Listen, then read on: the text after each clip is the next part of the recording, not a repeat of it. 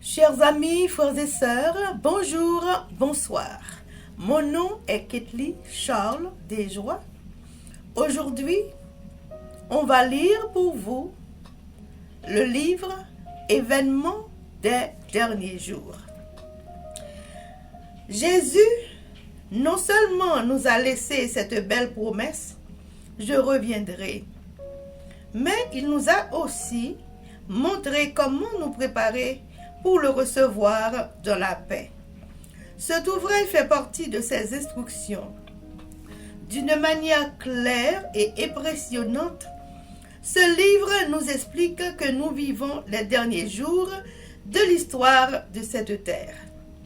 Des questions fondamentales comme le crible, la pluie de l'arrière-saison, le sceau de Dieu et la mort de la bête, la fin des temps de grâce, les 7 dernières plaies et le retour de Jésus y sont aussi présentés. Événement des derniers jours est d'une valeur inestimable pour tous ceux qui désirent se préparer à rencontrer le roi des rois et le seigneur des seigneurs. Événements des derniers jours, le chapitre 6 intitulé « Genre de vie et activité de l'Église du reste » et sous-titre « Un esprit de service et de sacrifice » page 78 à 87, paragraphe 241 à 280. Dieu attend depuis longtemps que toute l'Église soit animée d'un esprit de service, en sorte que chacun travaille pour lui selon ses capacités. Lorsque les membres de l'Église de Dieu feront le travail qui leur a été attribué dans les territoires qui en ont besoin, chez eux ou au loin, afin d'accomplir la mission de l'Évangile, le monde entier ne tardera pas à être averti, et le Seigneur Jésus reviendra sur cette terre avec puissance et une grande gloire. Partout, on a tendance à substituer le travail des organisations à l'effort individuel. La sagesse humaine se préoccupe de la consolidation, de la centralisation et de l'édification de grandes églises et de grandes institutions. Beaucoup abandonnent donc aux institutions et aux organisations le travail bénévole. On se dispense ainsi de contact avec le monde et les cœurs se refroidissent. On ne se préoccupe que de soi et on devient insensible. L'amour de Dieu et des hommes s'étiole dans les âmes. Le Christ confie à ses disciples un travail individuel, un travail qui ne saurait être effectué par procuration.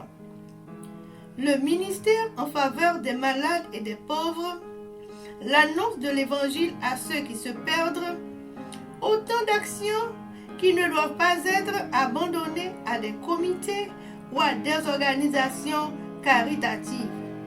L'Évangile exige une prise de responsabilité et un effort individuel, un sacrifice personnel. Jusqu'à ce que je vienne. En parlant des talents, Christ dit « Faites-le valoir jusqu'à ce que je revienne ». Luc 19, verset 13. Peut-être ne nous reste-t-il que quelques années à vivre, mais nous devons nous montrer actifs jusqu'à la fin. Le Christ souhaite que chacun se prépare pour pouvoir envisager sereinement sa seconde apparition. Tous doivent interroger quotidiennement la parole de Dieu, mais sans négliger les devoirs actuels. Le Seigneur a déclaré que lorsqu'il reviendra, certains disciples parmi ceux qui l'attendront seront engagés dans des affaires commerciales. Certains seront en train de semer dans les champs, d'autres en train de moissonner, d'autres de moudre à la meule. Ils n'entrent pas dans la volonté de Dieu que ses élus abandonnent les devoirs de la vie quotidienne et les responsabilités et se consacrent tout simplement à une contemplation paresseuse, vivant dans un rêve religieux. Accumulez dans cette vie le plus de bonnes œuvres que vous pouvez, comme si chaque jour était le dernier. Nous devrions veiller et travailler et prier comme si nous vivions le dernier jour qui nous sera accordé de vivre. Notre seule sécurité consiste à faire notre travail chaque jour, œuvrant, veillant, attendant, nous reposant à chaque instant sur la force de celui qui est mort et ressuscité et qui vit éternellement. Chaque matin, consacrez-vous à Dieu, vous et vos enfants, pour ce nouveau jour. Ne faites pas de supputation sur des mois ou des années. Ce temps ne vous appartient pas. Un jour bref vous est donné, comme si c'était le dernier que vous vivrez sur cette terre. Consacrez ces heures au travail pour le Maître. Déposez tous vos plans devant Dieu, afin soit de les réaliser, soit de les abandonner selon les indications de sa providence. Pour une observation consciencieuse du sabbat. Notre Père céleste désire préserver parmi les hommes, par notre observance du sabbat, la connaissance de ce qu'il est. Il désire que le sabbat dirige nos esprits vers lui en tant que Dieu vrai et vivant, et que, par cette connaissance de sa personne, nous ayons la vie et la paix. Pendant toute la semaine, nous devons garder présente à l'esprit la pensée du sabbat et nous devons nous préparer afin de l'observer selon le commandement. Nous ne sommes pas appelés à l'observer simplement de façon légaliste. Nous sommes invités à en prendre toutes les implications dans toutes les affaires de la vie. Lorsque le sabbat est ainsi rappelé, le temporel ne peut empiéter sur le spirituel. Aucun travail propre aux 6 jours de la semaine n'est laissé pour le sabbat. Il faut faire face aux nécessités de la vie, soigner les malades, pourvoir aux besoins des pauvres. Il ne sera pas considéré comme innocent celui qui néglige de soulager les souffrances le jour du sabbat. Le séjour du repos de Dieu a été fait pour l'homme, et les actes de compassion sont en parfaite harmonie avec sa signification.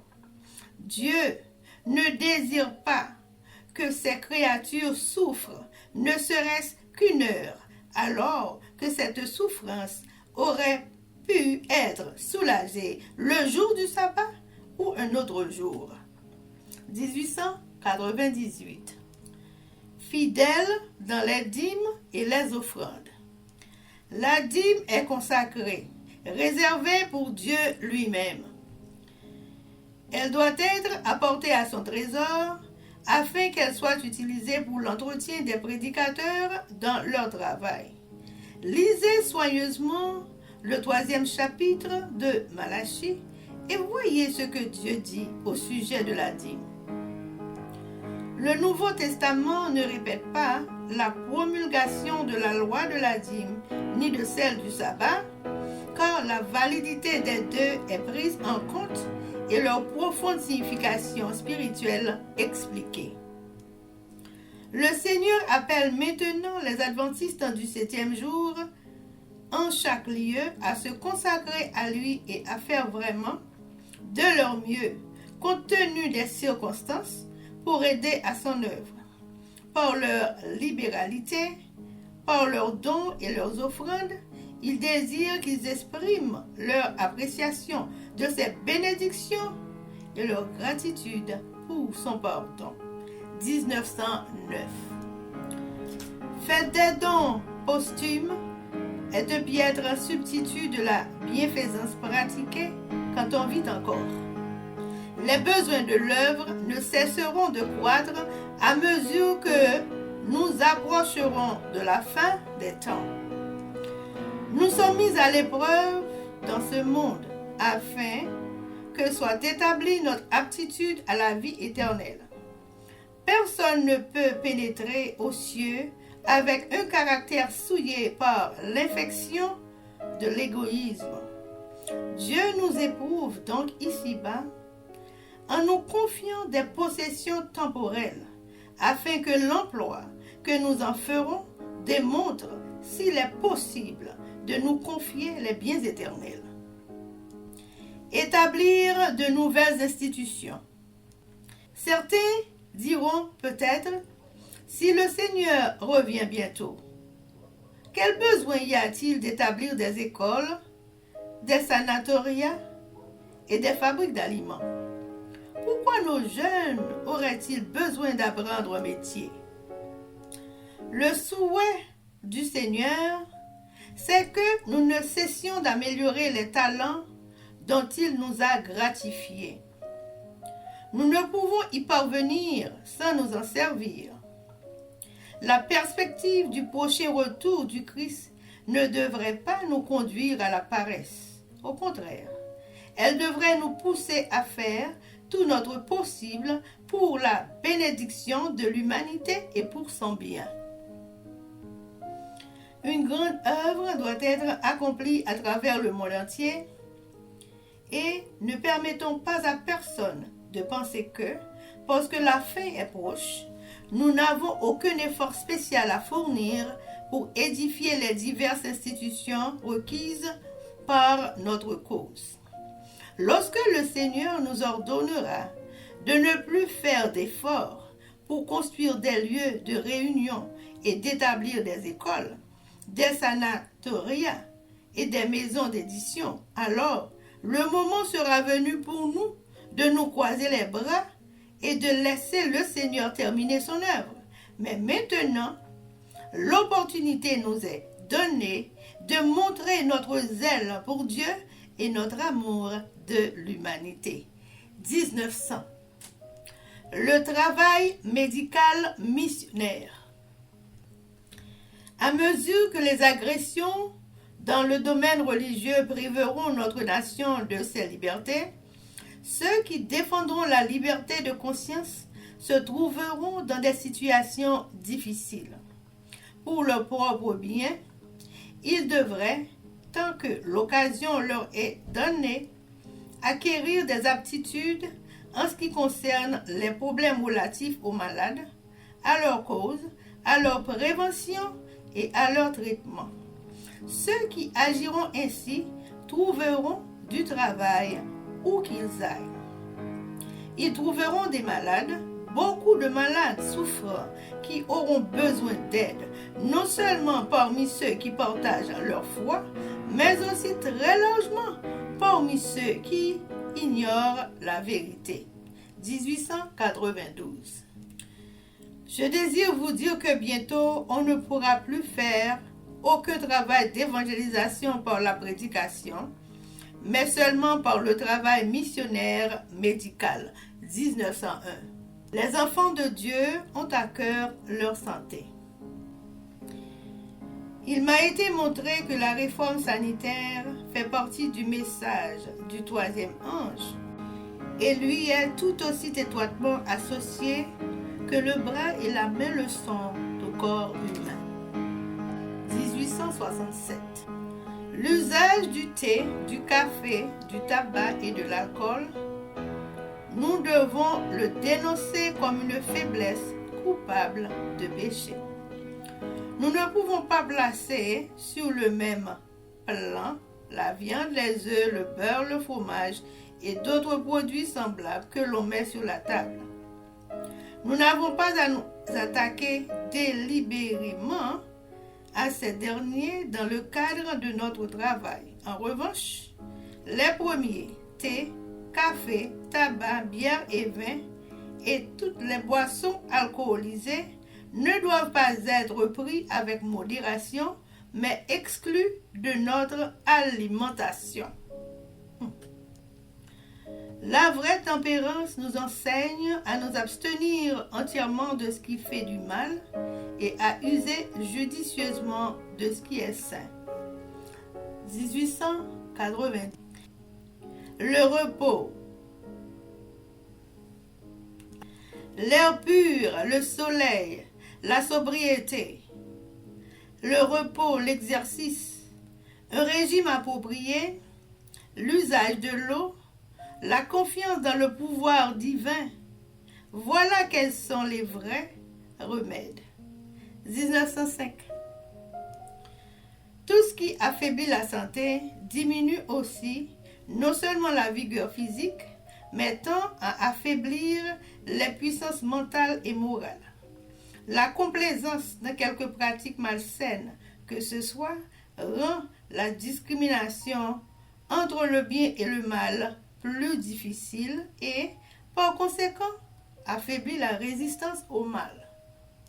Revenir au régime originel. Dieu cherche à nous ramener pas à pas vers son plan originel, à savoir que l'homme devrait vivre des produits naturels de la terre. Parmi ceux qui attendent la venue du Seigneur, l'habitude de manger de la viande doit être en fin de compte abandonnée. La viande ne figurera plus à leur menu. Nous devrions y tendre et travailler fermement en ce sens. De plus grandes réformes devraient se faire jour parmi le peuple qui prétend attendre la prochaine apparition du Seigneur. La réforme sanitaire doit accomplir parmi nous une œuvre qui n'a pas été réalisée. Il y a ceux qui devraient être avertis du danger qu'il y a à consommer de la viande et qui constitue à manger la chair des animaux, mettant ainsi en péril leur santé physique, mentale et spirituelle. Beaucoup de ceux qui ne sont encore qu'à moitié convertis sur la question de la consommation de la viande quitteront le peuple de Dieu et ne marcheront plus avec lui. Le temps du jeûne et de la prière. Dès maintenant et jusqu'à la fin des temps, le peuple de Dieu devrait se montrer plus fervent, plus alerte, défiant à l'égard de sa propre sagesse, mais confiant dans celle de son chef. Ses membres devraient mettre à part des journées consacrées au jeûne et à la prière. Une abstinence entière de nourriture ne peut pas être exigée, mais ils devraient manger peu et ne prendre qu'une nourriture des plus simples. 1904. Le véritable jeûne qui devrait être recommandé à toute personne, c'est l'abstinence de toutes sortes de nourriture à caractère excitant et l'emploi approprié et mesuré d'une nourriture saine et simple que Dieu nous a donnée en abondance. Les hommes devraient penser moins à ce qu'ils vont manger et boire parmi les choses temporelles, mais se montrer plus préoccupés de nourriture céleste qui donneront le tonus et la vitalité à toute leur expérience religieuse. Le lever de la sainteté n'a pas perdu tout son pouvoir. Au moment où l'Église est entourée de dangers et gravement menacée par la dépression, le petit groupe qui se tient dans la lumière soupirera et pleurera sur les abominations qui sont commises dans le pays. Mais leurs prières s'élèveront surtout pour l'Église parce que ses membres agissent selon les manières du monde. Faisons entièrement confiance à Dieu. À cause d'ouvriers non consacrés, les choses iront parfois mal. Vous pouvez pleurer sur les résultats de la mauvaise conduite des autres, mais ne vous en souciez pas. L'œuvre est sous le contrôle du Maître béni. Tout ce qu'il demande, c'est que les ouvriers viennent chercher leurs ordres auprès de lui et obéissent à ses directives. Toutes les parties de l'œuvre, nos églises, nos missions, nos écoles du sabbat, nos institutions, il les a portées sur son cœur. Pourquoi se soucier? Notre grande impatience de voir l'Église pénétrée de vie doit être tempérée par une parfaite confiance en Dieu. Que personne n'abuse de ses pouvoirs donnés par Dieu dans un effort pour avancer plus rapidement l'œuvre de Dieu. Le pouvoir de l'homme ne peut hâter l'œuvre. Il faut que le pouvoir des intelligences célestes s'y ajoute. Même si tous les hommes qui portent actuellement les plus pesants fardeaux étaient mis de côté, l'œuvre de Dieu irait de l'avant. 1902. Le culte de famille. Matin et soir, joignez-vous à vos enfants pour adorer Dieu, lisant sa parole et chantant ses louanges. Enseignez-leur à répéter la loi. 1904. Que les moments consacrés au culte de famille soient brefs et inspirés. Faites en sorte que ni vos enfants ni aucun membre de la famille ne les redoute à cause de leur monotonie et de leur manque d'intérêt. Lorsqu'on lit un long chapitre et qu'on l'explique longuement et qu'on offre en plus une longue prière, ce service précieux devient fatigant et c'est un soulagement lorsqu'il s'achève. Que le Père choisisse un passage de l'Écriture qui est intéressant et facile à comprendre. Quelques versets seront suffisants pour fournir une leçon qui pourra être mise en pratique pendant la journée. Des questions pourraient être posées. On pourra faire quelques remarques ferventes et intéressantes ou encore raconter une anecdote en rapport avec le sujet à titre d'illustration. Quelques strophes de cantiques seront chantées et la prière présentée sera courte et appropriée. Celui qui conduira la prière ne devra pas prier pour tout et pour n'importe quoi, mais il exprimera ses besoins en paroles simples et il louera le Seigneur par des actions de grâce. Chers amis, frères et sœurs, c'était Événement des derniers jours. Merci et à bientôt.